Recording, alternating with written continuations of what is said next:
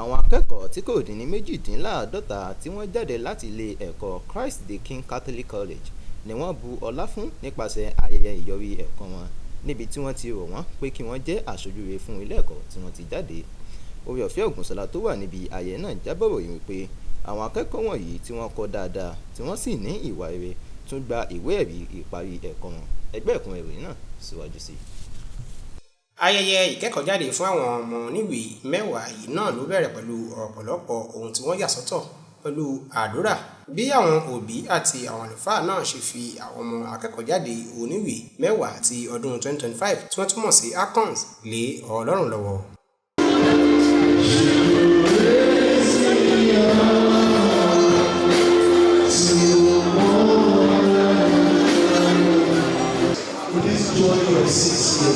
Thank you for everything. We complete the best level of the anointing to your different God.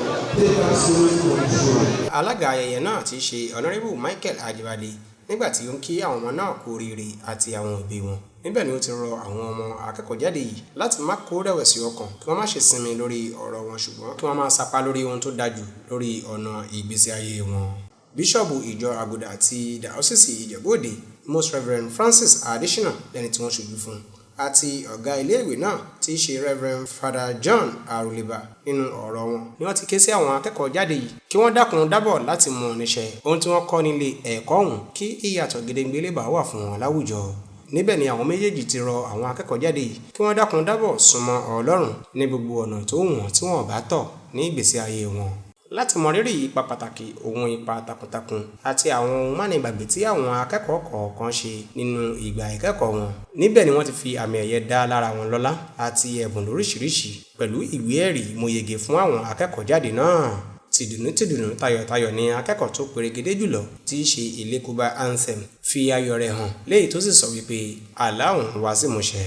Àwọn òbí Akẹ́kọ̀ọ́yege yìí náà ò gbẹ́yìn nígbà tí wọ́n gbóríyìn fún ilé ẹ̀kọ́ náà fún ipa pàtàkì ohun ipa ribiribi tí iléèwé náà kó nígbésí ayé àwọn ọmọ wọn. Lára ohun tí ó tún ṣẹlẹ̀ níbi ayẹyẹ náà ni gígé àkàrà òyìnbó láti fi sàmì pàtàkì ọjọ́ náà. Láti iléeṣẹ́ NTA Ìjẹ̀bú-Òde, Ìdòwú Ògúnbàjò ló ń ṣe àtúpalẹ̀ ìròyìn.